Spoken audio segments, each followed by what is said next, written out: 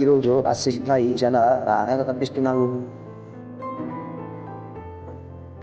మీతో కూడా ఇలా జరిగితే ఇప్పుడు కమెంట్ చేయండి.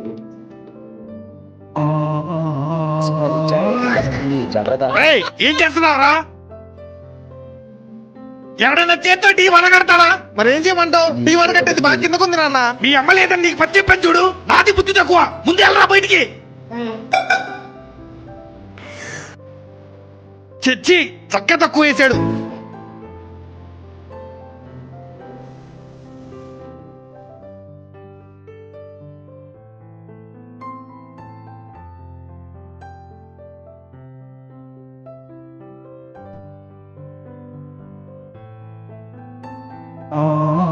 మీరు చాలా